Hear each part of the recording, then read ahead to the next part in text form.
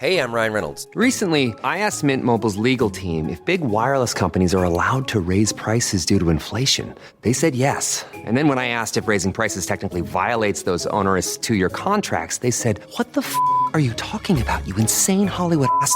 So to recap, we're cutting the price of Mint Unlimited from $30 a month to just $15 a month. Give it a try at mintmobile.com/switch. $45 upfront payment equivalent to $15 per month. New customers on first 3-month plan only. Taxes and fees extra. Speed slower above 40 gigabytes. See details.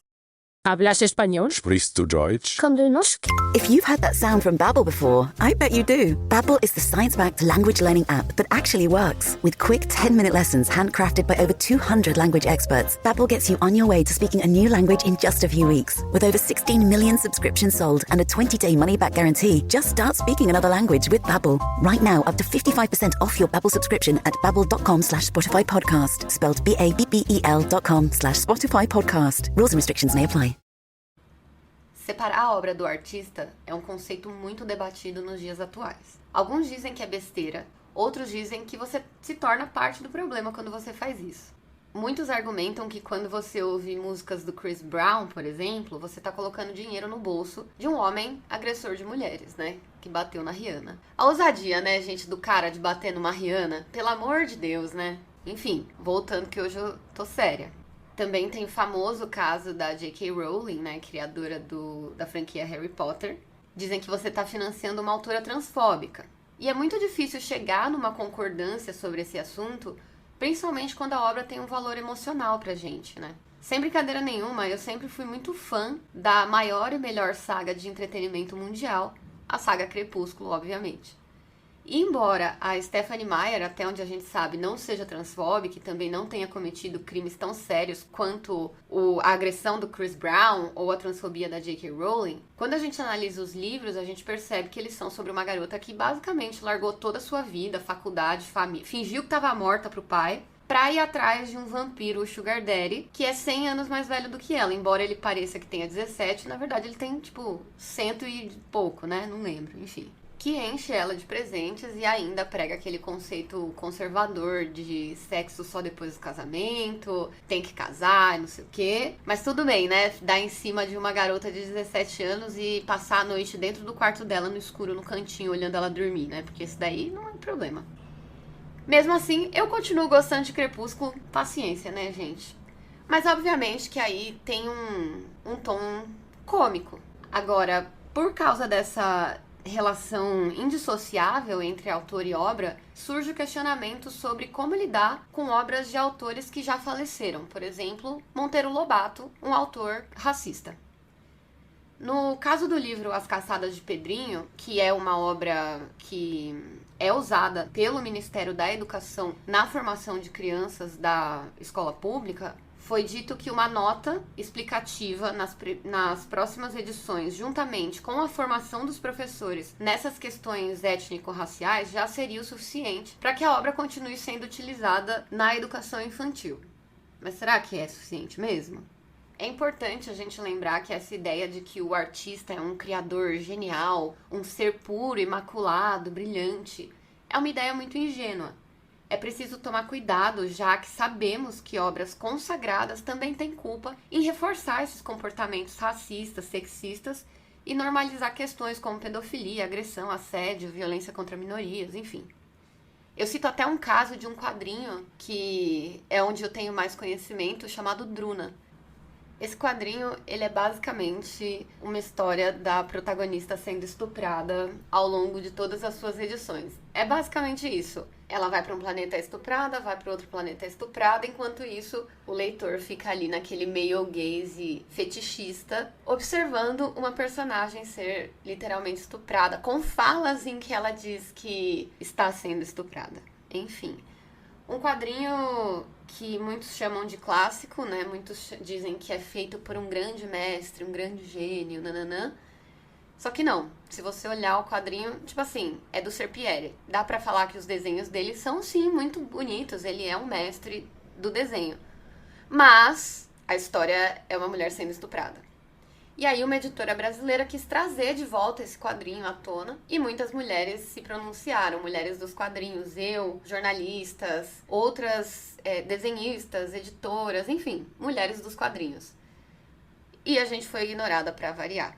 Eles trouxeram de volta esses quadrinhos, foi campeão de vendas, né? Enquanto isso, a mulher volta naquele lugar. Então, assim, obviamente, se a gente pensar, quando o quadrinho foi escrito, lá nos anos 80, era um outro contexto.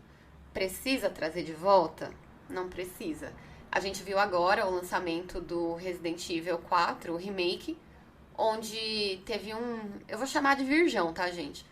Lá no Twitter, que fez uma lista de cenas onde no original aparecia a calcinha da protagonista e agora não aparece mais. Imagina que loucura! E o seu pai que ia chorar no Twitter porque não podia mais ver a calcinha da menina do videogame, que nem existe. É importante a gente olhar para as obras do passado e entender que elas não cabem mais na nossa sociedade da forma que elas eram. E aí existe também um terceiro ponto nessa discussão, que é a única maneira de consumir a obra de autores problemáticos seria pirateando. Mas aí leva a gente para um outro argumento, que é todas as pessoas envolvidas ali na criação daquela obra, elas também vão ser penalizadas? Afinal, piratear filme, livro, quadrinho prejudica não só o autor, né, mas também toda a equipe envolvida na execução daquele projeto. Eu acho que a gente precisa ter cuidado ao consumir obras que reforçam esses comportamentos prejudiciais e, ao mesmo tempo, a gente tem que ter responsabilidade de criticar e questionar essas obras. E é exatamente isso que a gente vai fazer hoje. Meu nome é Fabi Marques, esse é o 1001 Crimes e hoje a gente vai falar sobre o Roman Polanski.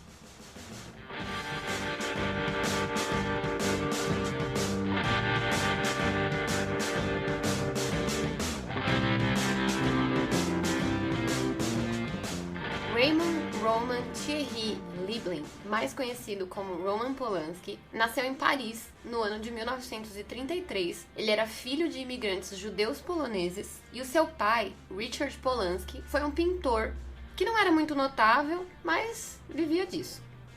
No ano de 1932, ele mudou de sobrenome, passando a se chamar Richard Liebling. Por isso que no registro de nascimento do Roman está escrito Liebling e não Polanski. Eles viviam lá em Paris até que no ano de 1936, o seu pai decidiu voltar para a Polônia, que ainda se chamava Cracóvia na época, para poder ficar perto da família. E ele também estava com medo de que fosse ter uma Segunda Guerra Mundial, achando que eles iam estar mais seguros indo para a Polônia. Obviamente que não poderiam estar mais enganados, como a gente vai acompanhar mais pra frente, e como a gente sabe também muito bem o que aconteceu, né? Spoiler, teve uma Segunda Guerra. Inclusive, logo depois que eles mudaram, 2 anos só, a Segunda Guerra Mundial foi iniciada com a invasão da Polônia pela Alemanha. E a maioria dos familiares dele foram levados para os guetos judaicos. A família do Polanski não praticava nenhuma religião, mas mesmo assim eles foram enviados juntos para os guetos. E a mãe dele, apesar de ser católica, como ela era filha de judeus, bem logo que ela já estava ali no gueto judaico, não demorou muito para mandarem ela para Auschwitz, onde infelizmente ela morreu depois de pouquíssimo tempo. Já o pai do Roman, ele foi mandado para um campo de concentração chamado Mauthausen, na Áustria, e ele foi um dos poucos sobreviventes ao Holocausto. Mas o que aconteceu com o Roman, né? Bom, com apenas 6 anos de idade, ele já começou a presenciar muitos dos horrores da guerra. Então ele via pessoas sendo assassinadas diariamente. Em uma ocasião, ele testemunhou um soldado alemão dar um tiro na cabeça de uma senhora judia só porque ela não conseguia andar rápido o bastante. Ele também conta que, às vezes, quando ele estava indo para a escola, os soldados alemães eles ficavam atirando em direção à fila de crianças para praticar tiro ao alvo. E se acertar, acertou. Se não acertasse, não acertou. Aquilo, né, gente? Os horrores do nazismo. Antes do pai ser levado para o campo de concentração, ele pediu para uma senhora polonesa e católica que cuidasse do Roman e ela prometeu que ela ia fazer isso. Ela ajudou o Roman a fugir do gueto judaico e abrigou ele na casa dela por um tempo, mas à medida que a guerra avançava, era cada vez mais difícil esconder os judeus. A gente sabe aí, tem vários relatos, né? O diário de Anne Frank, por exemplo. E se alguém fosse pego abrigando alguma criança judia, essa pessoa era executada imediatamente ali na frente de todo mundo e não tem nem conversa. Por isso que o Roman ele teve que ficar passando por casas e casas. Então, tipo, uma família ajudava agora, aí já ia para a próxima, e eram pouquíssimas e cada vez mais difícil. Para vocês terem uma noção, até mesmo os padres das igrejas interrogavam as crianças para ter certeza de que elas não eram judias, e que estavam se passando ali por membros daquela família católica. Quando ele tinha 11 anos de idade, ele acabou abandonado à própria sorte, já não tinha mais ninguém que pudesse ajudar, e as pessoas também estavam temendo pelas próprias vidas ali, né? Depois dele viver como um morador de rua, ele conseguiu escapar dos nazistas e ele ficava vagueando pelos campos da Polônia. Ele se escondia nos celeiros e nas florestas, ele se alimentava do que ele encontrava, praticava pequenos furtos. Às vezes ele fingia ser um garoto católico que estava visitando seus parentes. Então, primeiro na família Wilk, na Cracóvia, em seguida na família Putek e na família Bukala, na aldeia de Wysoka. Isso em julho de 1943, e aí até a libertação pelo exército soviético. Um beijo aí, né, pra pátria mãe. Ele mesmo relatou isso na sua biografia, e embora ele tenha conseguido sobreviver, ele foi muito maltratado durante esse tempo todo, sofrendo um espancamento quase fatal que provocou um traumatismo craniano muito grave. Quando a guerra acabou, ele se reencontrou com seu pai, e aí a vida foi meio que voltando ao normal, entre muitas aspas, né? Ele foi enviado para uma escola técnica, porém ele começou a se interessar pelo mundo do cinema. E aí ele começou como ator teatral.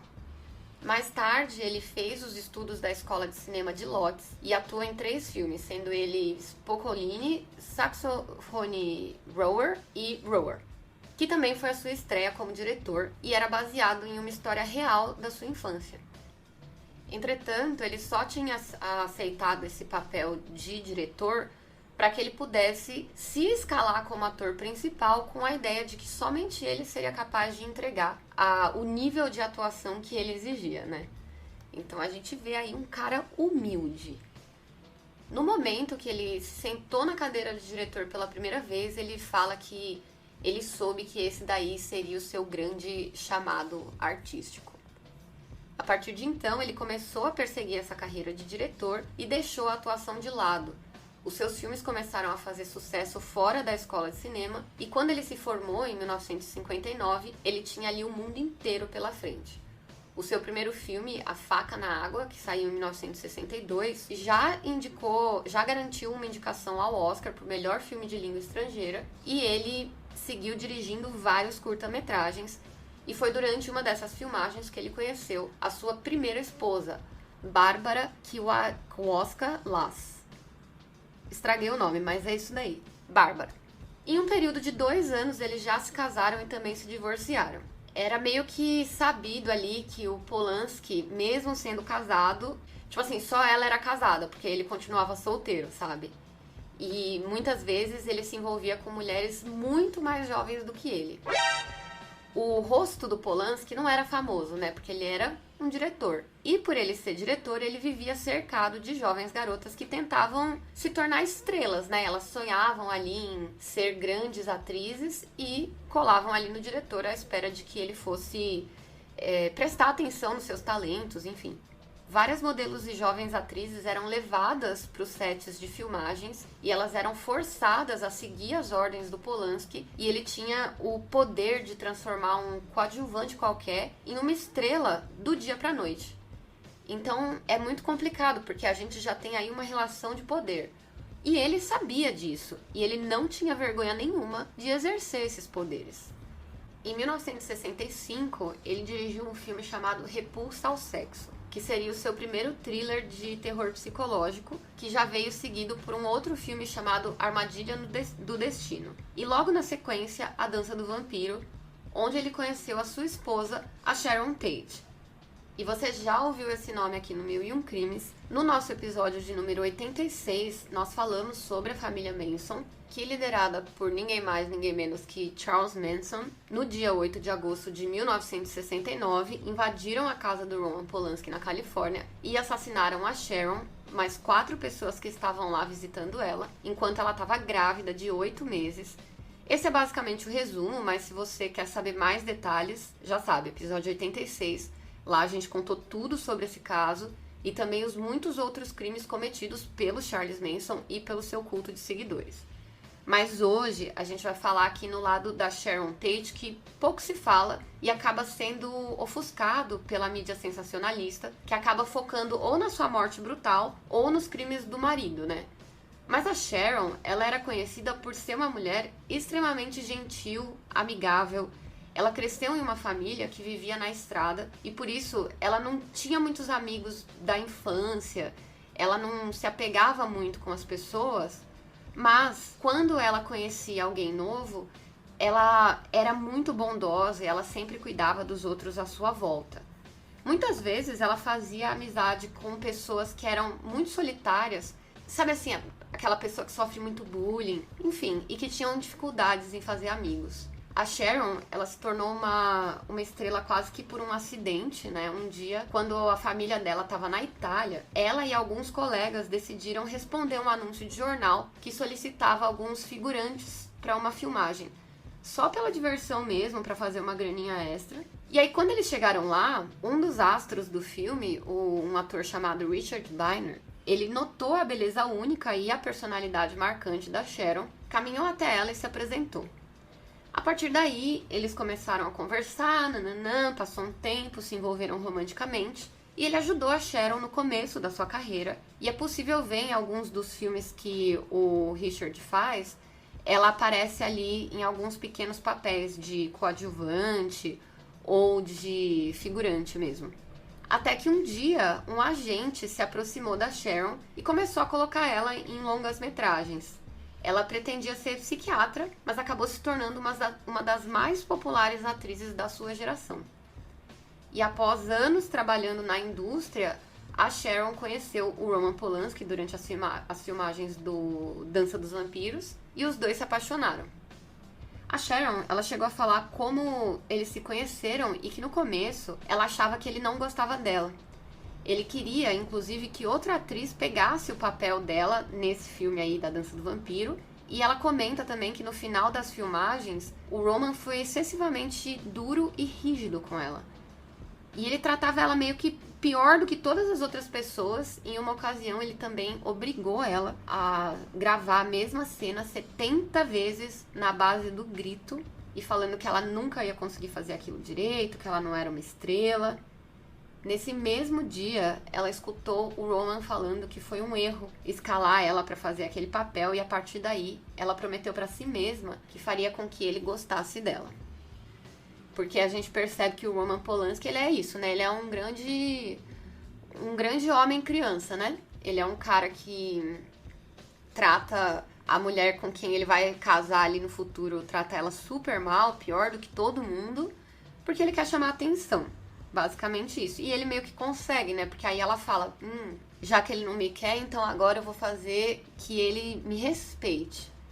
Nesse filme, o Roman Polanski, ele não era só o diretor, mas ele também era o protagonista e par romântico da Sharon. E de acordo com o próprio Roman, com o passar do tempo, ele começou a enxergar o talento dela e se apaixonou. Eles começaram a se envolver, mas mesmo assim o Roman Polanski sempre deixou muito aberto ali que ele não queria se casar, ele não pretendia parar de se envolver sexualmente com outras garotas, principalmente, e assim, ele falou exatamente isso. Eu não vou deixar de me envolver sexualmente com garotas bonitas pelas quais eu me interessar nos sets de filmagens. Gente, o erro esse boy, né? Pelo amor de Deus. A Sharon, ela não se incomodava com isso, porque ela acreditava que com o passar do tempo, isso ia parar de acontecer, mas nada mudou.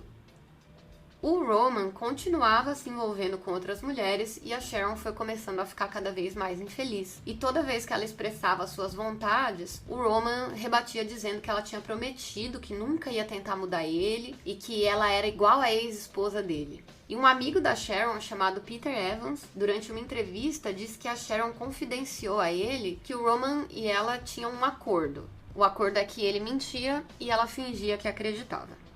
Bom, a moça aqui tá num relacionamento abusivo, né, gente? É isso. Não tem o que dizer, a gente já sabe, não precisa desdobrar. Quem escuta o 1001 Crimes já aprendeu, né? Quem escuta o Não Inviabilize da Deia já entendeu, né? Não seja ONG de macho. ela estava sendo ONG de macho. Não financeiramente, mas emocionalmente, né, gente? Porque dá pra ser isso também. No final de 1968, a Sharon Tate engravidou. E aí o casal se mudou para Los Angeles, na Califórnia. E aí aconteceu, né, todo aquele caso do Charles... Eu ia falar Marilyn Manson. Do Charles Manson, onde ela foi assassinada com mais 4 amigos. E na noite dos assassinatos, o Roman, ele estava fora do país gravando um filme. Na autobiografia do Polanski, ele diz que o assassinato da sua esposa e do seu filho transformou ele de uma pessoa que era alegre e amorosa para um homem amargo, que só vê o mal nas pessoas, enfim. Mas o quanto disso é verdade, né? Porque, assim, um homem alegre e amoroso ou, tipo, um tarado, né? Que era abusivo com mulheres, com a esposa. Enfim. E, novamente, de acordo com essa autobiografia, ele passou a maior parte do luto pela sua esposa se envolvendo com garotas entre 16 e 19 anos, que, de acordo com ele mesmo, sentiam a necessidade de transar com ele. Você vê, gente? Ele tava ali fazendo um favor. E aqui já começamos, né, o primeiro crime. Ele, na autobiografia, já assume aí a própria pedofilia, né? Anos após a morte da Sharon, o Roman dirigiu a sua própria adaptação de Macbeth, do William Shakespeare, que foi principalmente financiada pelo Hugh Hefner, que era o dono da revista Playboy, que eu também acho que vale um episódio só sobre a misoginia e os abusos dele, aqui no 1001, mas depois vocês me contam se vocês querem. Afinal de contas, a gente já passou da idade de acreditar na fantasia de que as coelhinhas da Playboy eram as amiguinhas super bem tratadas do Hugh Hefner dentro daquela mansão, que até ganhou um seriado que era exibido em horário nobre, né? Enfim. A gente sabe muito bem, né, o que era aquilo ali. Enfim. Logo após o Macbeth, o Polanski dirigiu a comédia que se chamava Que? Não assisti.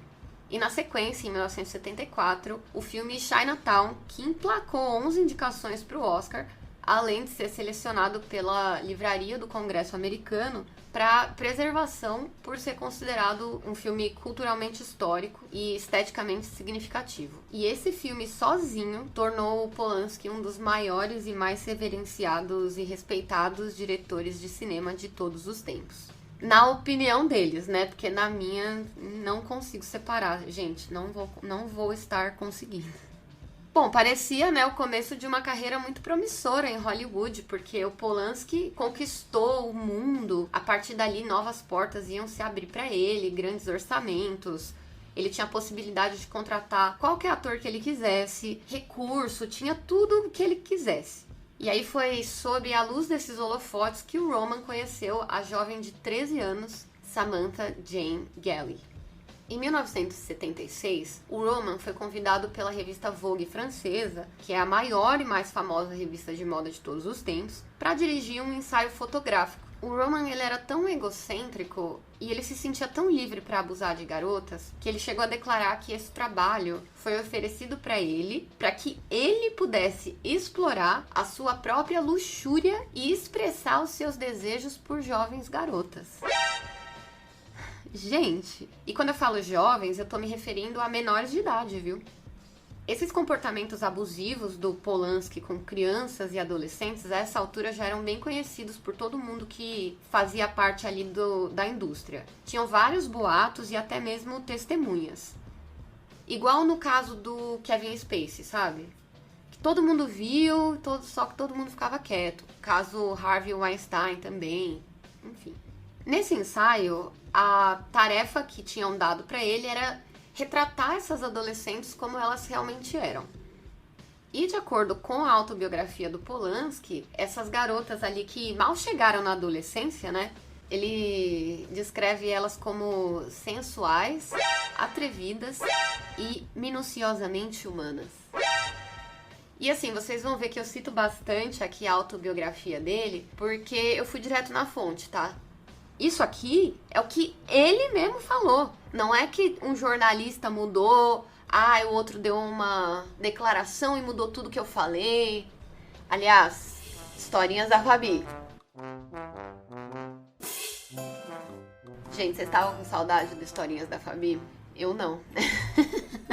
Eu não aguento mais tanta emoção, eu só queria que fosse monótono, sabe? Mas deixa eu contar pra vocês que esses dias aí eu dei uma entrevista sobre quadrinhos e sobre trabalhar num mercado que é cheio de macho, né? E assim, na minha entrevista eu respondi muita coisa e falei que assim, tem muito cara invejoso, tem muito cara que quer puxar o seu tapete, que vai fazer o clube do bolinha mesmo e que vai tentar indicar o amigo dele pra pôr no seu lugar, mesmo que o amigo dele seja um incompetente. Acredito que isso acontece, né, em muitos mercados. Na verdade, né, acontece no mundo, ponto. Mas essa é a minha percepção de dentro dos quadrinhos. Ao mesmo tempo, eu também disse que muitos homens abriram portas pra mim. Eu tenho muita sorte, eu encontrei mentores muito bons, eu encontrei professores muito bons que me acolheram, me deram palavras duras quando eu merecia e palavras doces e gentis quando eu precisei. Gente, a entrevista saiu assim, ó.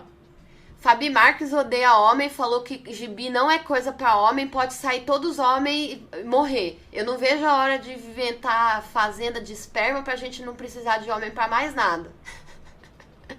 Juro pra vocês. Aliás, eu vou até mostrar pra vocês o áudio que eu mandei imediatamente pra editora da entrevista.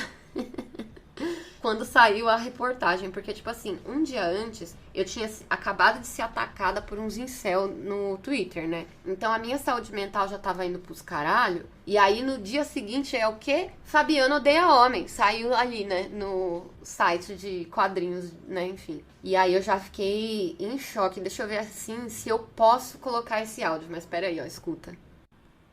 Cara, eu tô muito chateada agora, sério. Cortaram a parte que eu menciono que também existem boas pessoas nos quadrinhos, homens legais. Aí tá parecendo que eu sou a briguenta, que eu sou a encrenqueira. Você sabe o que acabou de rolar comigo no Twitter? Sabe, eu não preciso de mais homem atrás de mim me atacando na internet. Não preciso.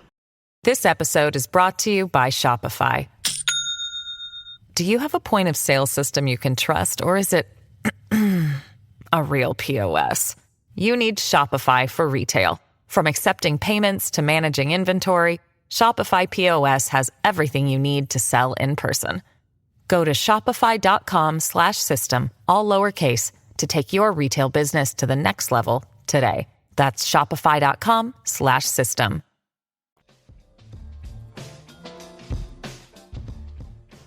Brava, né, gente? Vocês viram.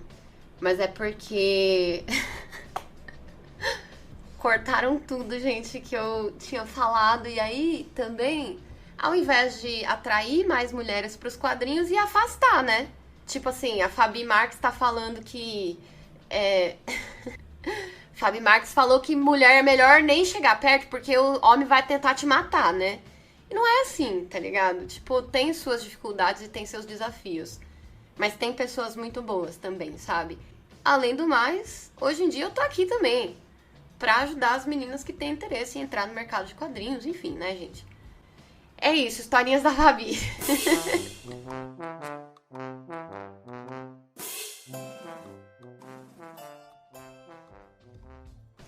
Voltando pra nossa história, teve uma festa e lá o Polanski conheceu uma atriz chamada Susan Gelly. Eles conversaram e o Polanski comentou que ele estava procurando garotas para servirem de modelo nesse ensaio que ele ia fazer para a Vogue. E a Susan convidou o Roman para conhecer a sua filha, que é a Samantha Jane Gelly, de 13 anos, que sonhava em ser atriz. Em muitos lugares da mídia, a Samantha é descrita como uma espécie de Lolita, que queria mais do que tudo ser famosa, nananã, sabe aquele papo? Mas a gente sabe que não é bem assim, né, gente? É muito desonesto a gente falar desse jeito de uma criança. A gente sabe que a Samantha queria sim ser famosa, mas daquele jeito que muitas adolescentes sonham em ser famosa, de maneira descomplicada e simples. Afinal de contas, ela era uma criança que não tinha noção da ideia de seduzir um diretor de cinema para que ele fizesse dela uma estrela, nananã. Tipo, não existe isso, sabe? Você tem 13 anos, você é uma criança. Nem mesmo a noção de que existia, né, o famoso teste do sofá, a cultura de abusos. Afinal de contas, eu vou repetir, né? A Samantha, ela era uma criança de 13 anos de idade, tá? Porque também eu vejo muito isso, né? Uma jovem, uma não sei o quê. Não, é criança. 13 anos é criança. Gente, até 20 anos eu era uma idiota. Gente, comia terra, pelo amor de Deus. Enfim, quando o Polanski conheceu a Samantha, ele imediatamente convidou ela para o ensaio, declarando que ela era perfeita para estar ali. Chegado o dia do ensaio, o Polanski ele pediu para Samantha que ela fosse sozinha, dizendo que isso era necessário para que ela se comportasse da maneira mais natural possível. Primeiro, bandeira vermelha aqui, né? Além disso, depois de algumas fotos, ele pediu para que ela tirasse a sua camiseta e a Samantha, sendo apenas uma criança que estava ali na companhia de um profissional, não questionou nada. Ela disse até no testemunho dela que ela imaginou que fosse para que ele pudesse fotografar o seu rosto sem que nada tivesse aparecendo ali nos ombros, sabe? E aí ele continuou tirando foto da Samantha sem camiseta e quando ela estava se trocando também depois do ensaio. A Samantha, ela era tão jovem que ela nem usava sutiã ainda. E ela tinha corpo de criança, de acordo com as suas próprias palavras, tiradas do seu próprio livro, que chama A Menina, Uma Vida à Sombra de Roman Polanski. A Samantha, naquele momento, não tinha percebido que tinha um negócio muito errado com aquele homem, né? Ela era jovem demais para entender que aquilo era um crime e não entendia que aquelas fotos eram, no mínimo, inapropriadas. Ela não comentou nada sobre tirar a camiseta com a mãe dela. Na verdade, ela estava feliz e se sentia sortuda por achar que ela tinha sido descoberta por um famoso diretor de cinema de Hollywood. Meses se passaram desse ensaio fotográfico e em março de 77, no dia 10 de março, o Polanski ele voltou a contatar a mãe da Samantha, dizendo que ele precisava terminar as fotos. E eles combinaram que o Polanski ia passar na casa dela para pegar a Samantha. E a Samantha, no testemunho, diz que pensou até em perguntar se poderia levar uma amiga junto, mas ela disse que o Polanski, ele tava meio que fazendo tudo, apressando ela, assim, sabe? E é coisa de predador mesmo, né? Pra, tipo, não ter muito tempo de pensar, de decidir nada, e falar assim, vamos. Ela conta que quando ele chegou, ele parou o carro na frente dela, da casa dela, e falou assim, ó, pega uma roupa e já entra no carro, a gente vai perder as luzes do ensaio porque tá anoitecendo, vamos perder a luz do dia. E aí o Polanski disse que eles estavam indo pra casa de um amigo dele, que eles iam tirar a foto lá. Ele não disse quem era, nem onde que era, e aí dentro de alguns minutos eles estavam dirigindo, Quem que eram esses amigos dele? Jack Nicholson e Angélica Houston. O Polanski e a Samantha fizeram algumas fotos por aproximadamente 1 hora em uma colina que ficava uns 5 minutinhos ali da casa. E assim eles puderam aproveitar a luz natural e aí o sol começou a se pôr e já não dava mais para fotografar ali. Foi então que o Roman falou que, vamos entrar na casa, e aí ele perguntou para Angélica, a esposa do Jack Nicholson, se poderiam terminar o ensaio ali. Ela disse que sim. E aí ele ficou ali na sala conversando com a Angélica, enquanto a Samantha ficava observando a casa, né? Até que uma hora ela vira pra ele e fala que ela tá com sede. Ele vai pra cozinha e ele volta com uma garrafa de champanhe pra oferecer pra uma garota de 13 anos. E aí ele fala, e aí, eu devo abrir? A Samantha, ela meio que deu de ombro assim e falou, tanto faz. Obviamente sem graça, e a gente tem que entender aqui que esse é o Roman Polanski, né, gente? E ela é só a Samantha, entendeu? Tem uma relação de poder aqui. Depois que eles beberam um pouquinho ali, a Angélica tomou assim meia taça, falou que precisava ir trabalhar e foi embora. E aí o Roman e a Samantha continuaram um ensaio onde ele fez ela posar segurando a taça. E aí ele continuava enchendo o copo dela e encorajando para que a menina bebesse mais. Ele levou ela para fora da casa, onde tinha um pátio. E aí ele pediu novamente para que ela tirasse a parte de cima da sua roupa e continuou a fotografar a Samantha, que só obedeceu. E após algum tempo ali posando seminua, o Roman interrompeu o ensaio, disse que ela deveria ligar para a mãe dela, porque provavelmente ia precisar que ela ficasse ali até mais tarde fazendo as fotos. Quando ele se retirou da sala, a Samantha se vestiu, colocou um vestido que ela tinha trazido junto pro ensaio, né? E aí o Polanski volta com o telefone na mão e fala pra mãe da Samantha que eles acabaram perdendo a hora e que demoraria um pouco mais do que o esperado pra fazer as fotos. Já que não tinha mais a luz do sol, eles iam ter que improvisar alguma coisa com a iluminação ali da casa. A Samantha falou com a mãe dela ainda ali, que perguntou se estava tudo bem, se queria que ela fosse buscar. E ela disse que não, tá tudo bem, eu posso ficar aqui. O Roman diz pra ela nessa hora que eles deveriam ir pra jacuzzi pra terminar as fotos. Mas no caminho até lá, eles param num banheiro onde ele tira um porta-remédios do bolso. E, ai gente, peraí que eu vou acender a luz, porque tá ficando escuro aqui e eu tô ficando com medo. Porque eu tô sozinha em casa. Peraí, vou fechar a porta do banheiro.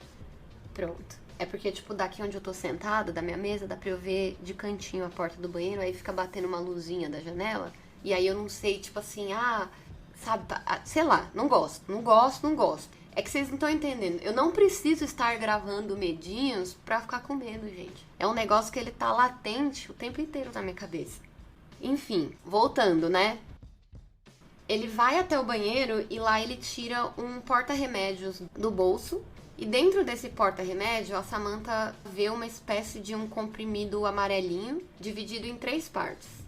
Ele então pergunta pra Samantha se ela sabe se aquilo ali era um Quaalude, e ela diz que sim. E esse Quaalude, ele é conhecido como metaqualona, é um sedativo muito usado como droga de recreação.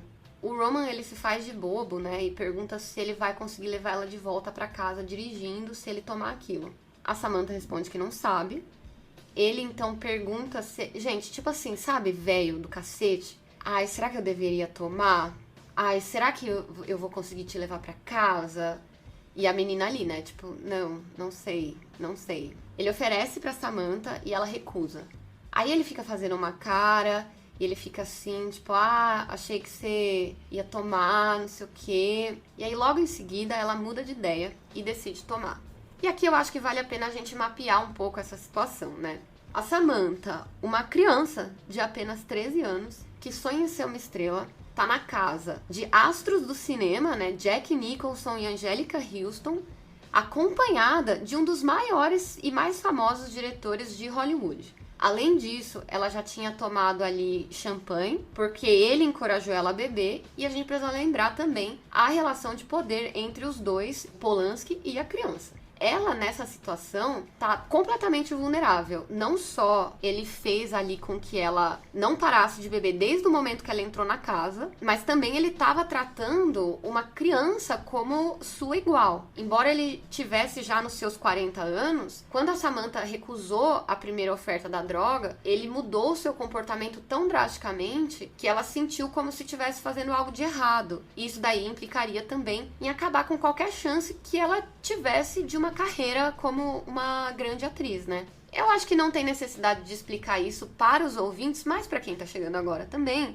para entender a postura que a gente toma aqui no podcast, né, gente? Nunca a gente vai culpar a vítima, nunca a gente vai culpar uma criança. Ela poderia muito bem ter entrado nessa casa pedindo uma caninha brava, procurando a máquina do caça-níquel e querendo fazer jogo do bicho, que mesmo assim ela não ia estar errada, porque errado tá o velho em estuprar uma criança. A Samantha toma a parte do comprimido e vai pra cozinha. Por quê? O que aconteceu aqui? Nessa hora, ela fica desesperada e ela fica muito brava consigo mesma. A primeira coisa que ela pensa é: bom, eu bebi e eu tomei essa droga. Talvez se eu comer alguma coisa, eu vou me sentir melhor e não vou sentir tantos efeitos assim, né? Até que ela escuta o Roman chamando e ela vai até ele, que tá ali na área da jacuzzi, num pátio que tem na casa. Nessa hora, ela tenta entrar na banheira, assim, tipo... Eu vou chamar de banheira, jacuzzi, né? Ela tenta entrar, assim, com as roupas de baixo que ela tava, e ele já censura ela na hora e fala assim, não, tem que ser pelada.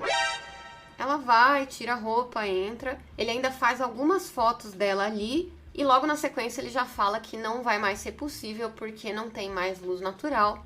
E depois ele já fala assim, eu vou entrar na jacuzzi aqui com você pra aproveitar um pouco e depois a gente já vai embora. Ele entra na casa, deixa a câmera lá e volta completamente nu. E nesse momento, a Samantha, ela se sente completamente desconfortável. O Roman vai até o lado mais fundo da jacuzzi e chama a Samantha que se recusa. Ela vai pro lado oposto e diz que precisa sair dali. E ele insiste e fala que ele precisa mostrar uma coisa pra ela, que só dá pra ver ali de onde ele tava, mas novamente ela se recusa e aí ela fala que tá sentindo dificuldade pra respirar. A primeira coisa que ela pensou ali foi: eu não posso ofender esse cara, mas qualquer coisa que eu fizer pra sair daqui eu vou ofender ele. Então ela inventa que tem asma e que o ar quente que tá saindo da jacuzzi tá fazendo com que ela tenha problemas na respiração. Mas mesmo assim ele ignora e fala mais uma vez que ela precisa ir até ele porque ele quer mostrar uma coisa. Ela cede à pressão e vai até ele a contragosto, e aí ele coloca as mãos dela nas laterais do corpo da Samantha e segura como se ela não conseguisse alcançar o fundo, sabe? Ele pega, arrasta ela até a frente dos jatos de água e pergunta se aquela sensação é boa. Gente, não é muito desconfortável esse relato? Não é muito velho, tarado, nojento, sabe? Toda mulher, toda mina trans já passou por uma situação onde teve que lidar com esse tipo de sujeito, sabe? Ai, vocês sabem do que eu tô falando, né, gente? Oi, gente. Aqui é a Fabi da edição. E na hora que eu tava editando essa parte aqui, eu achei que ficou meio esquisito quando eu falei toda mulher e toda mina trans. Porque, na verdade, mulheres trans são mulheres, né? Então, eu acho que o que eu quis dizer é que mulheres cis ou trans já passaram por situações dessas. E aí eu achei melhor vir aqui e corrigir, porque é melhor a gente errar pelo excesso do que pela falta, né? É isso. Voltando ao episódio. Enfim, ela tava ali completamente contrariada e tentando escapar daquele homem e percebe que ele meio que começou a mexer as mãos e fazer carinho no corpo dela.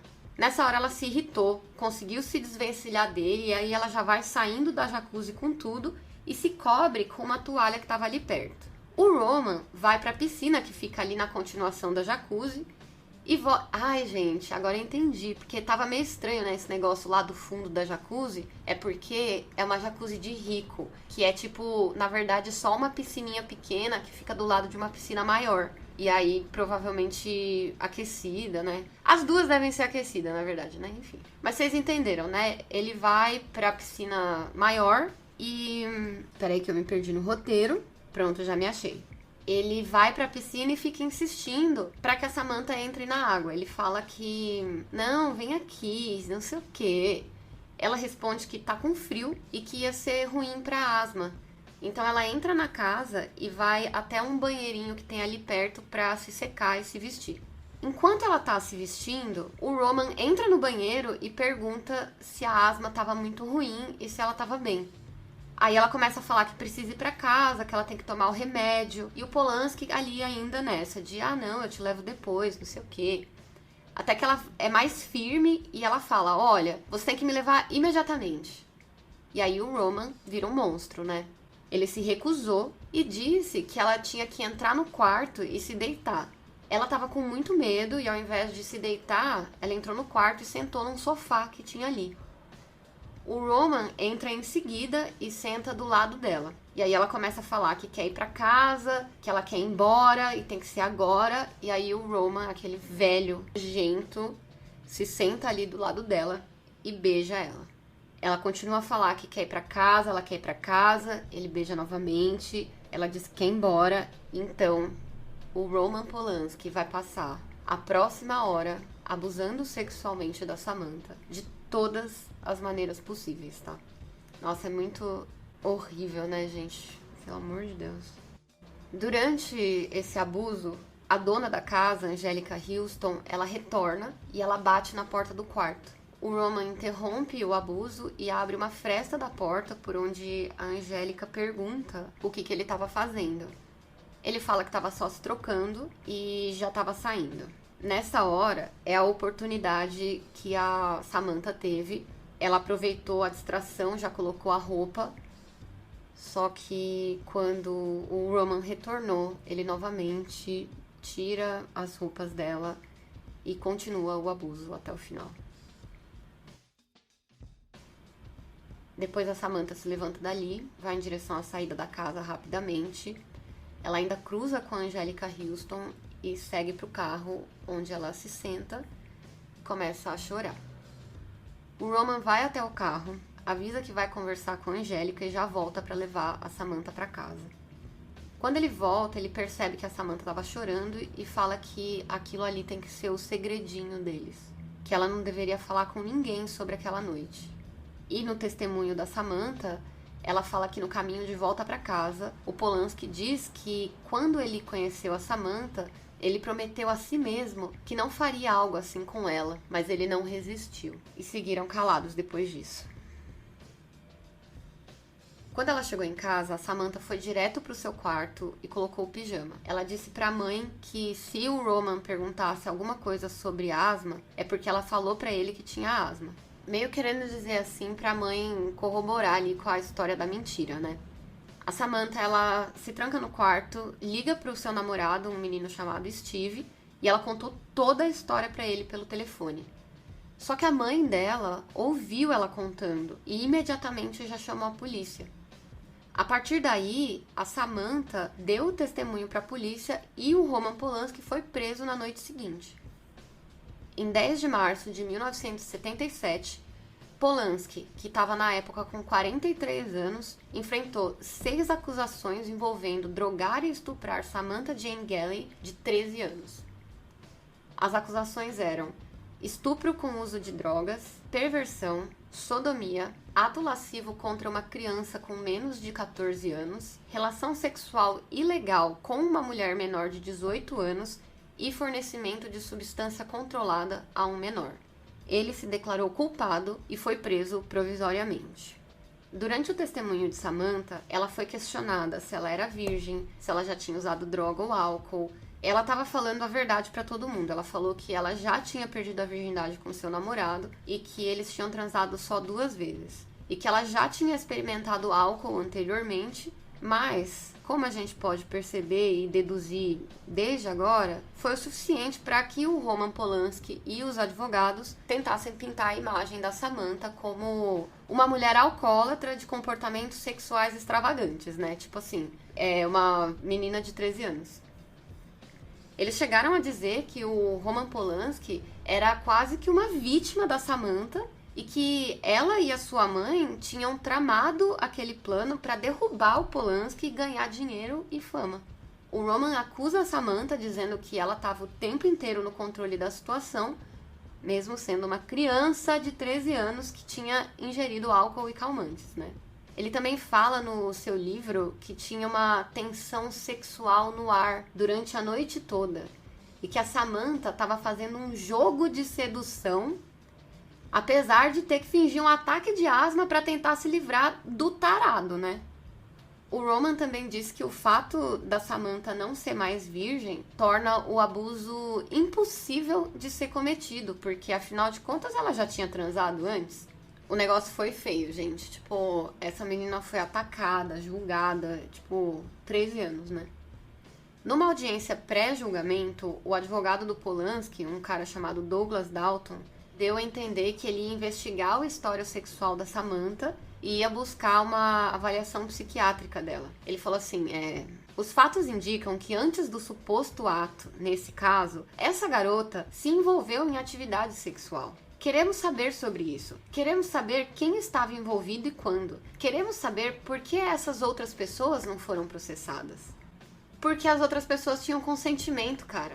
É o que eu falei. Ela podia chegar lá e falar assim, ó, quero dar. Você entendeu? Ela podia chegar e falar, não, eu quero. Se na hora ela falasse, não quero mais, e ele insistisse, é estupro. Não tem essa, não existe isso. A advogada da Samantha disse ao tribunal que ela não queria passar pelo julgamento. A mídia europeia também queria desenvolver isso, né? Porque tinha ali, né, o maior diretor de Hollywood, que era um francês. E aí tava... francês ou polonês, né? Sei lá. Então, assim, eles chegaram aí até a escola da Samantha. Falaram com os amigos dela. Queriam saber sobre tudo da vida dela. Essa garota que quer derrubar a maior figura cinematográfica da Europa. Ele namorava, não tão secretamente, uma outra garota de 15 anos nessa época, tá? Uma moça chamada Natasha Kinski. E não tinha problema nenhum naquele relacionamento. Por que que aqui ia ter? A Samantha, ela foi taxada, né, como uma sedutora. A advogada que já tinha falado que a Samantha não queria participar de um julgamento porque a vida dela estava sendo revirada, ela estava sofrendo muito e a saúde mental dela foi pros caralho, né? A advogada da Samantha, Lawrence Silver, em uma tentativa de diminuir toda essa repercussão e os ataques, ofereceu um acordo para que a promotoria levasse até a defesa do Polanski, e ela também escreveu uma carta para o juiz onde ela pedia que ele aceitasse o acordo, que ele fosse compreensivo por causa de todos esses desdobramentos, esses ataques que ela vinha sofrendo, enfim.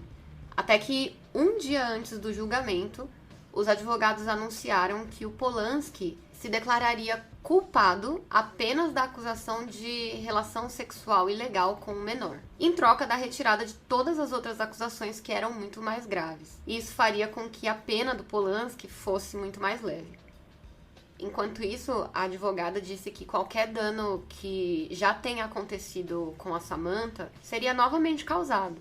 E dessa vez em proporções muito maiores, caso essa história fosse pro julgamento, né? Eles sabiam, todo mundo ali sabia que seria extremamente prejudicial para Samantha e para toda a sua família. A mídia dizia que esse caso prometia ser um dos julgamentos mais sensacionais de Hollywood e já estava montando um circo, né?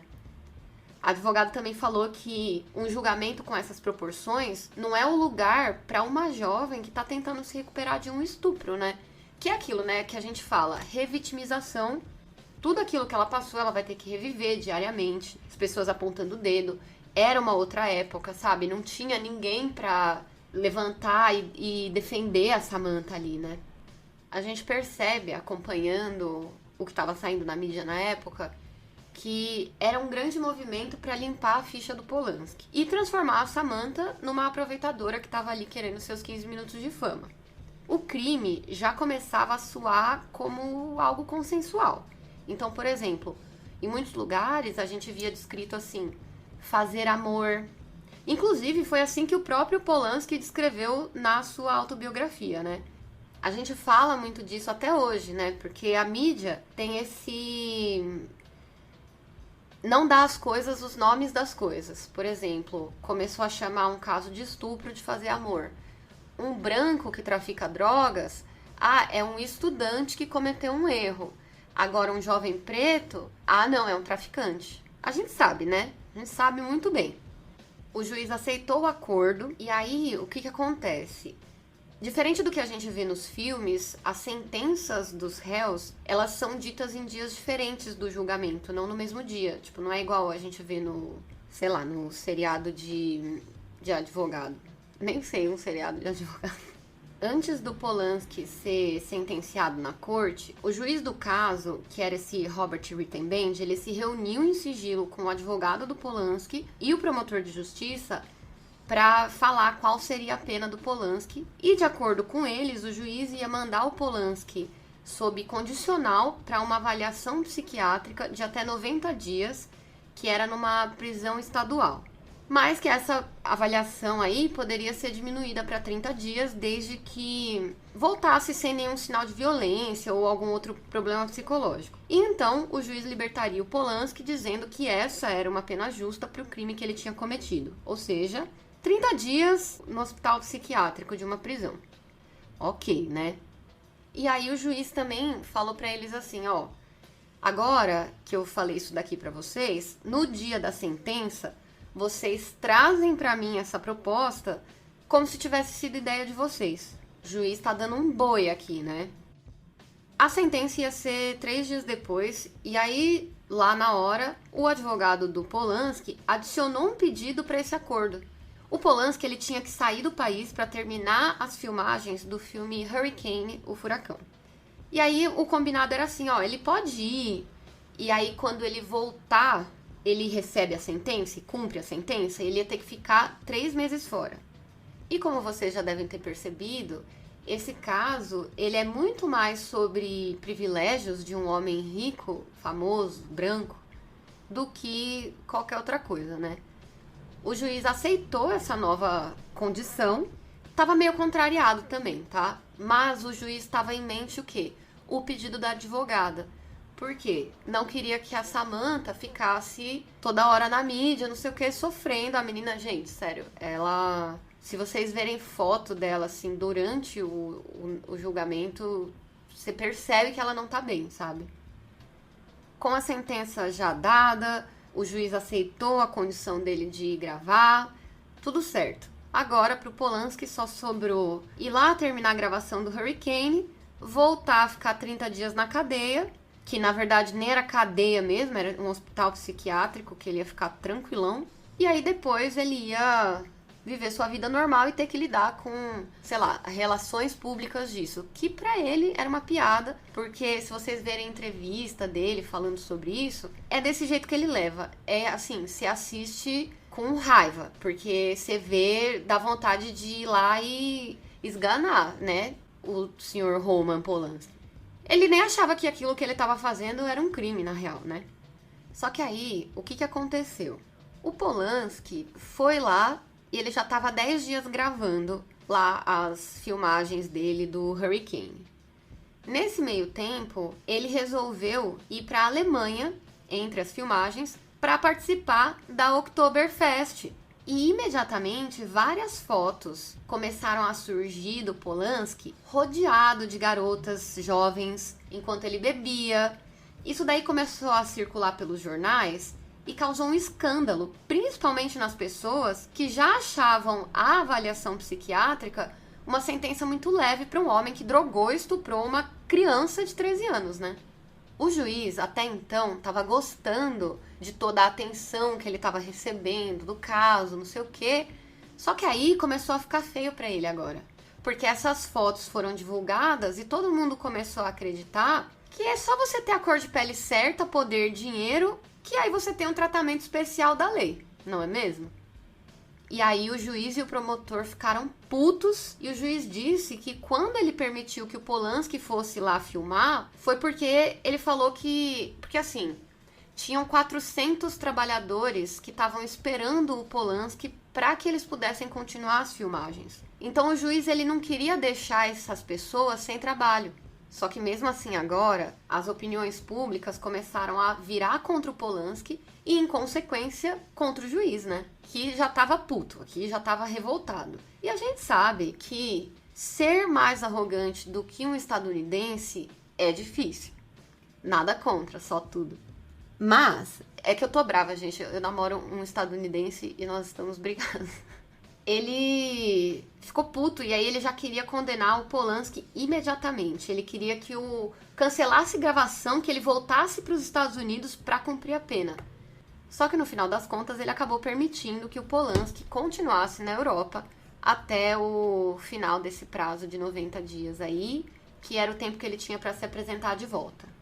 A defesa do Polanski solicitou mais um tempo além desse prazo inicial de 90 dias. E aí o juiz negou e o Polanski voltou para os Estados Unidos para cumprir essa avaliação psicológica. Então ele foi admitido em Tino, que é o nome da... Eita, o que foi esse barulho? Peraí. Não foi nada. Ele voltou e foi admitido aí em Tino para fazer a tal avaliação no dia 16 de dezembro e foi liberado após 42 dias. O psiquiatra que analisou o Polanski para o relatório concluiu que o encarceramento ia impor um grau incomum de estresse e dificuldades para Polanski por causa da sua personalidade altamente sensível. É o artista, né, gente? É a tentativa de pintar a figura do inocente. Ele é um cara sensível. Ai, gente, desculpa que eu tô cortando o assunto toda hora, porque eu tava morrendo de vontade de gravar. Mas foi a mesma história com o meu ex, tá? Ele é vegano, ele é sensível, ele é artista. Ele jamais faria algo do tipo. Inclusive, teve um cara que veio na minha DM, um amigo dele, tá? Que falou assim, você sabe que se ele se matar, a culpa pode ser sua, né? Tipo assim, gente. Oi, querido. Enfim, vontade de falar o nome da banda desse amigo aí, tá? Eu não sei se eu deixo aqui ou se eu coloco no final, mas enfim, aí eu vou deixar... Porque eu que vou ter que editar esse programa aqui de 1h e pouco, então vocês façam um favor, nos comentários, vocês deixem pra mim lá o que eu faço, se vocês acham melhor colocar no final do programa todos os erros, meus comentários, minhas ideinhas aqui, ou se deixa do jeito que tá e bora, né? Enfim, onde que eu estava? Que eu já até me perdi nas minhas historinhas aqui. O artista, o artistinha. Esse psiquiatra, inclusive, aí, que falou do Polanski, que era muito sensível, nananã, sabe o que ele falou da Samantha, a vítima? Ele falou que ela era fisicamente madura e provocativa. Você entende? Então, é o acordo masculino, gente. Após a liberação precoce do Polanski, o juiz ficou ainda mais irritado com a falta de respeito do Polanski e dos advogados. Principalmente depois de um relatório do chefe da psiquiatria da instituição ajudar ainda mais a pintar o Polanski como esse inocente aí que não entendia os atos que cometeu. Ele não sabia que era um crime. Um homem que realmente acreditava que uma garota de 13 anos seduziu ele em troca da fama, mesmo fingindo um ataque de asma, dizendo que queria ir embora várias vezes, ou quando ele se viu obrigado a coagir a criança a ingerir álcool e drogas. E até mesmo com as afirmações que o Polanski fez durante toda a sua vida e na sua autobiografia de que ele gostava de transar com menores de idade. É esse daí o homem inocente que não faz ideia do que estava fazendo. O juiz não estava feliz com isso, ele não queria passar a imagem de que foi comprado pelo Polanski, e aí novamente ele se reuniu em sigilo com o advogado do Polanski e o promotor de justiça, igual ele tinha feito da outra vez. Ele falou assim, olha, vamos discutir a sentença, e ele disse que queria que o Polanski ficasse mais tempo na prisão e depois deixasse o país para sempre. Aí o que o juiz queria? Ele queria mandar o Polanski de volta para Tino, né, para aquela prisão federal / hospital psiquiátrico, e que ele também concordasse com a deportação voluntária. Caso contrário, ele ia ter que enfrentar uma pena muito mais longa, e aí o juiz já deu uma engrossada e falou assim, eu estou disposto a sentenciar o Polanski até 50 anos de prisão, pra mim foda-se. O advogado foi levar essas informações pro Polanski e quando ele ficou sabendo disso, ele saiu do escritório, foi direto pro aeroporto de Los Angeles, comprou o último assento no primeiro voo da British Airways para Londres e de lá foi diretamente para a França, que de acordo com as leis de extradição não poderia enviar o Polanski de volta para os Estados Unidos ou sequer prendê-lo lá. E na manchete do The Times, no dia seguinte, estava escrito assim, Polanski foge. No dia dos namorados seguinte, o advogado de Polanski entrou com uma moção para que o juiz fosse desqualificado por preconceito contra o Polanski. Ele argumentou que o juiz usou indevidamente o estudo psiquiátrico para encarcerar o Polanski e que ele não tinha autoridade para obrigar a sua deportação. Falou também que as suas declarações públicas violavam as regras de conduta judicial da Califórnia e que ele estava deixando a cobertura crítica da mídia, as cartas irritadas que ele estava recebendo e até mesmo o conselho dos amigos influenciar na sua decisão. Ou seja, ele quis dizer que o juiz estava tomando um partido, né? O advogado disse para a mídia, naquele mesmo dia, tem uma boa possibilidade de que o Roman volte se outro juiz for designado para o caso. Mas o juiz do caso, o Robert Rittenband, negou categoricamente qualquer má conduta, mas se retirou do caso para evitar atrasos desnecessários e também para encorajar o Polanski a voltar. O Polanski optou ficar na França e 6 anos depois, na autobiografia dele, ele apresenta a sua versão da noite na casa do Jack Nicholson. E eu vou ler para vocês, porque eu não sou obrigada a passar por isso sozinha, tá? Vamos lá. Nós nos secamos um ao outro. Ela disse que estava se sentindo melhor. Então, muito gentilmente, comecei a beijá-la e acariciá-la. Depois que isso aconteceu por algum tempo, eu a levei até o sofá. Não havia dúvidas sobre a experiência e a falta de inibição da menina. Aqui ele já se entrega, né, gente?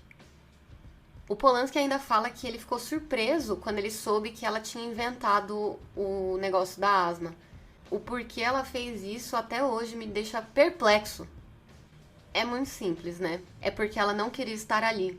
Esse antequerido aqui, Eu não sei, eu acho que também é uma coisa boa pra gente discutir nos comentários.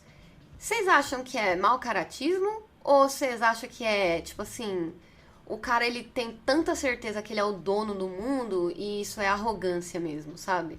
É assim, ele é muito manipulador, né? Eu acho que sabia, vai. Eu acho que é uma mistura das duas coisas, né?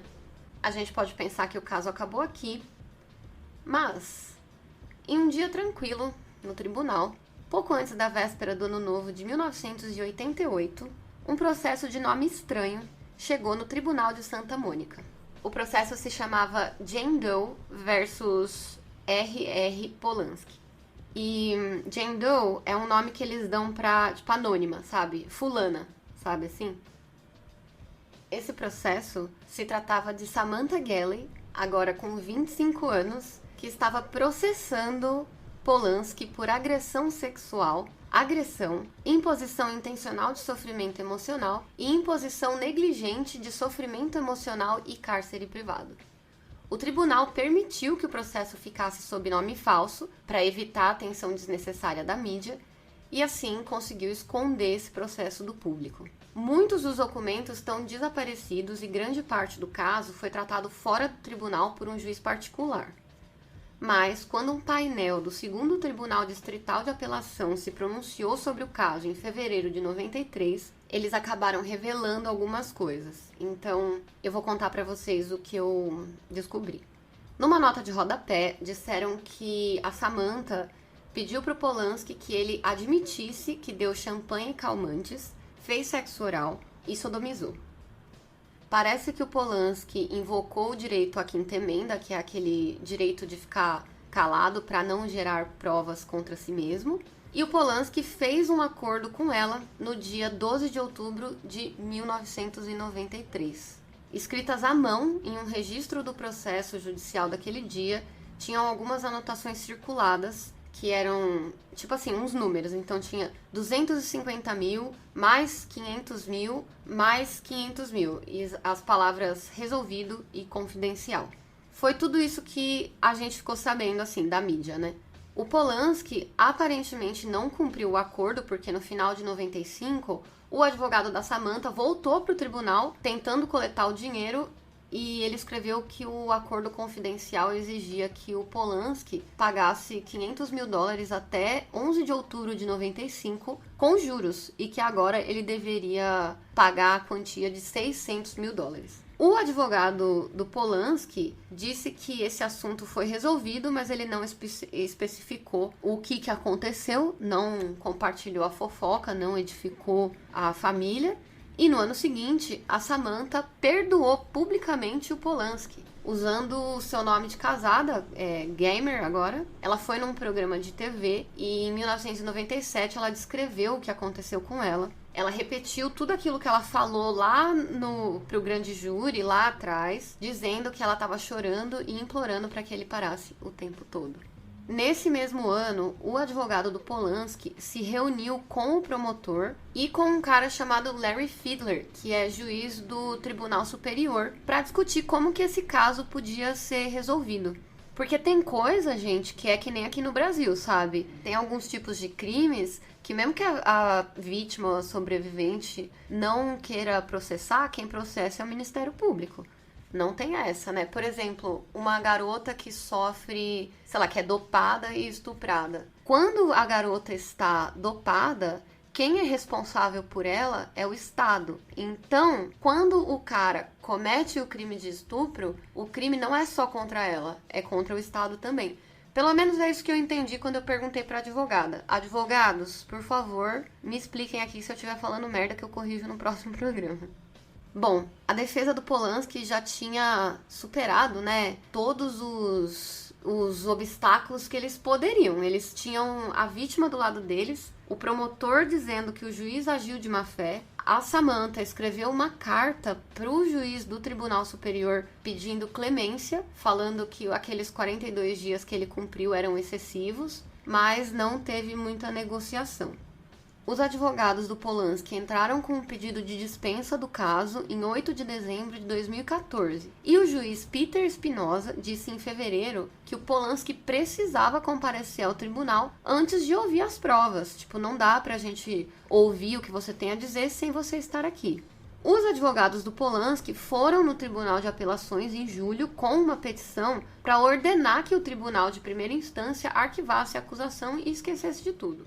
E aí, em 2009, o Polanski, que estava com 76 anos, ele foi para Zurique. Só que quando ele chegou lá, ele ficou 4 dias preso, porque os Estados Unidos queriam extraditar ele para que ele fosse finalmente sentenciado. Só que aí, depois de 2 meses preso, o Polanski foi liberado e foi permitido que ele voltasse para a França sem ser deportado.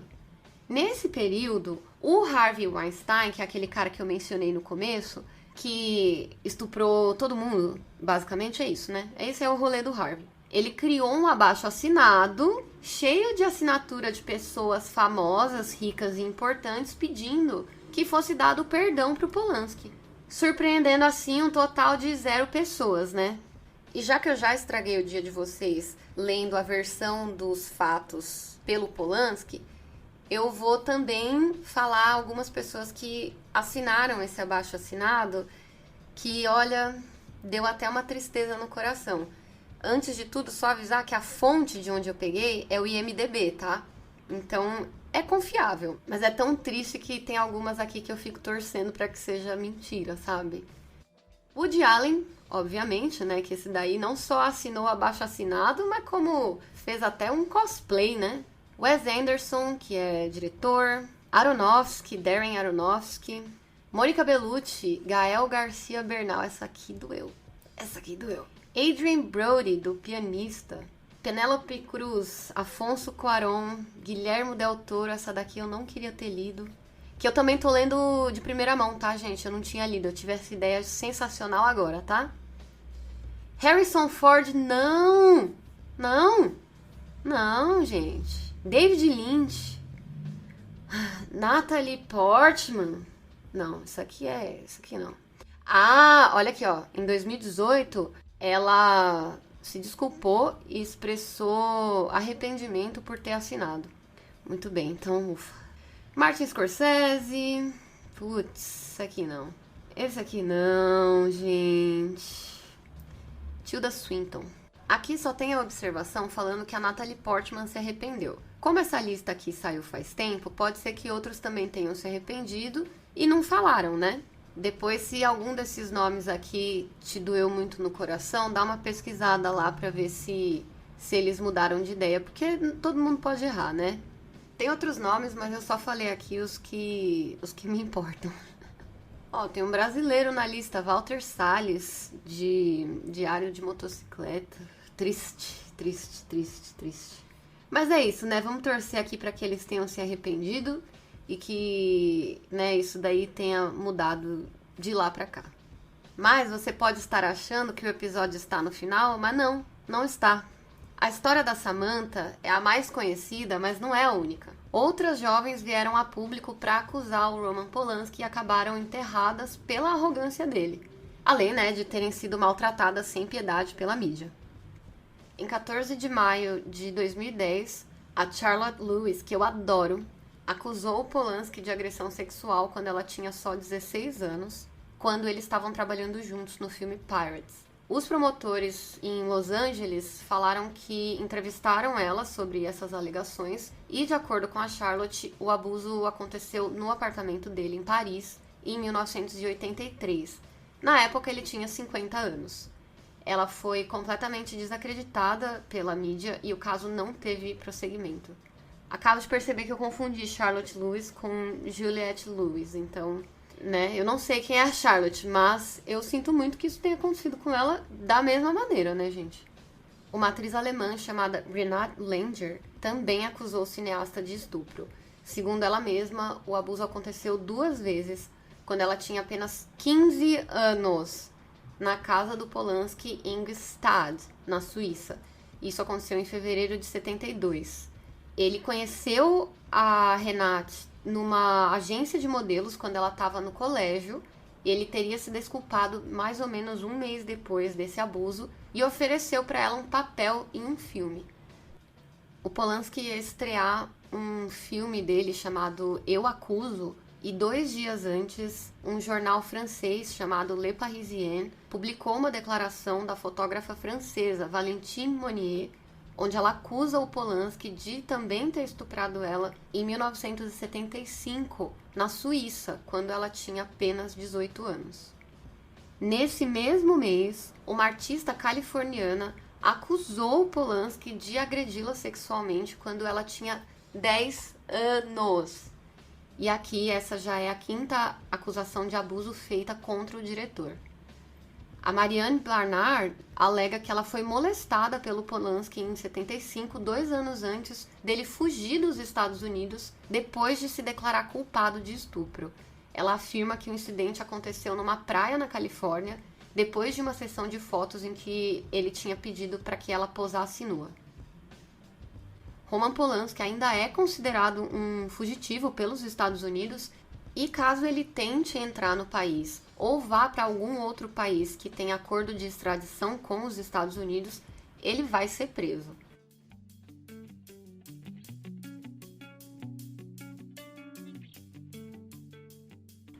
Não importa quantas vezes o Polanski acuse as mulheres de seduzi-lo, mulheres não, crianças, ou que ele tente pintar a imagem de que ele que é a vítima aqui, não importa.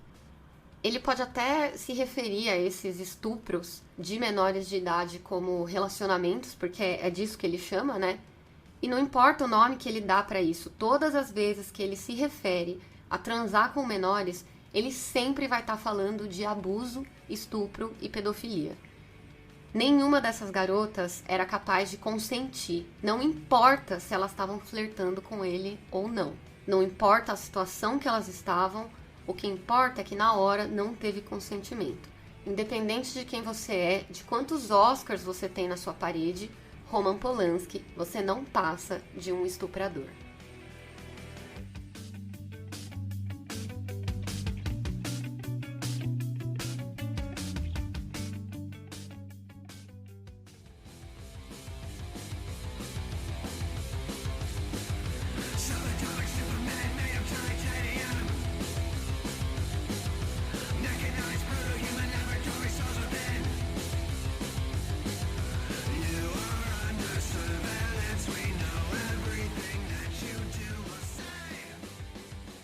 E é isso aí, acabou esse episódio de 1h30, 1h30, que eu ainda vou editar, porque são o quê?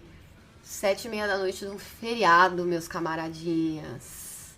Mas é isso, o que eu não faço por vocês, não é? Estou voltando aí com tudo, tentando, né, equilibrar os pratinhos, tô com muito trabalho. E aí, gente, me conta, vocês acham que eu tô muito caótica? Me falem aí o que, como que... Olha lá. O que, né? Me fala aí o que vocês preferem, que eu coloque os erros no final da gravação, se eu tô falando demais, se eu tô interrompendo demais, eu sempre me acho inconveniente e provavelmente eu seja mesmo. Vou aproveitar para ler os comentários do último episódio, porque eu acabo esquecendo sempre de fazer isso. Primeiro de tudo, eu vou ler do Medinhos 23, que foi o que eu perguntei lá, os negócios de anjo da guarda e não sei o quê, porque eu fiquei curiosa. Mas temos aqui alguns comentários. Gente, o usuário é maravilhoso. Estélio.Natália, prima da Thaís Escondido, né? Ela disse que tem mediunidade e ela diz... Conseguirem falar comigo, tá de parabéns, porque eu não tenho tempo e então eu ajudo. Eu não entendi. Ovidia Romano disse, vou mandar a minha. Eu tenho 2, uma sem solução e outra com solução. Por favor, me mande. E se quiser já mandar a água benta junto, fica à vontade. Ai, gente, tô ouvindo uns barulhos aqui, pelo amor de Deus. Cadê meu cachorro? Ramona! Ramona! Ah, ela tava aqui atrás de mim. Mas é porque tá ventando e aí a janela tá fechada. Tô até suando, pelo amor de Deus. Eu fico nervosa quando eu termino de gravar os episódios, porque bate uma adrenalina, assim, ó. É uma loucura. Como a Bruna gravou o último mini, eu vou ler os comentários que vocês deixaram. Então tá aqui, ó. Melicemel19. Eu amo esse podcast, já ouvi tudo. Este vou ouvir amanhã. Que foi o caso do Juan Fernando Hermosa, que é o serial killer mais jovem da história do Equador. Pode crer, eu ouvi esse episódio aqui semana passada. É isso, não teve muito comentário, porque foi um episódio muito curtinho, né? Olha, gente, o barulho. Deixa eu ver aqui. Ah, tem um comentário bom aqui. Tá de parabéns, Fabi. Além das histórias, você colocou uma trilha tão assustadora que eu não consigo mais ouvir sozinha em casa. Estamos aí, né? Servimos bem pra servir sempre. E tem também do comentário do Andras Pende, que é aquele que ninguém imaginava que ele era um sádico, né? Por trás de tudo. O pastor húngaro assassino. E aí tem aqui, ó, o Mário Lamenha. Ele comentou aqui, ó. Beisola do Mal foi a descrição mais perfeita que eu já ouvi. Gente, eu amei. A Bruna é foda, né, gente? A Bruna é maravilhosa. Vamos ver. E é mesmo. Gente, uma vez a mulher cortou meu cabelo tão curto que eu fiquei parecendo Beisola mesmo. Triste, triste. Mas é isso, gente. Chega. Agora vamos de...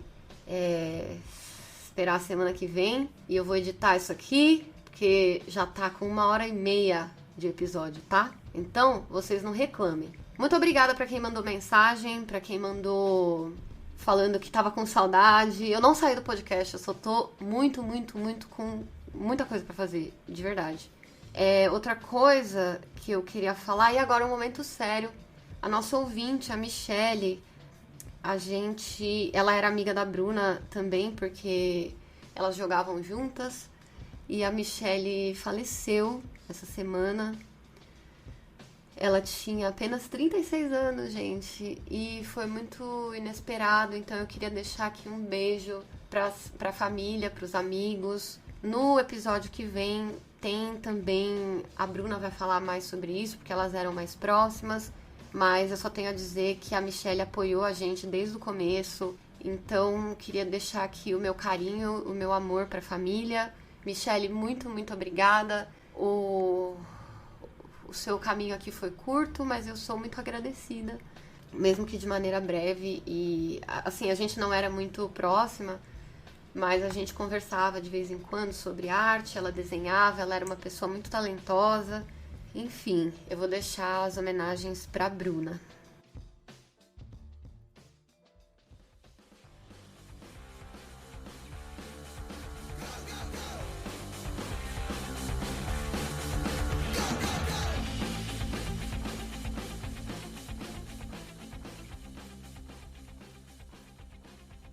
Se você quiser me contar uma história, manda no 1001crimes@gmail. Aliás, não, mudou, né? Agora é 1001medinhos@gmail.com. Você pode mandar direto pra mim, pode ser com o assunto que você quiser, porque agora tem o e-mail só pra isso. Eu fico por aqui, vejo vocês na semana que vem. Um beijo e até mais.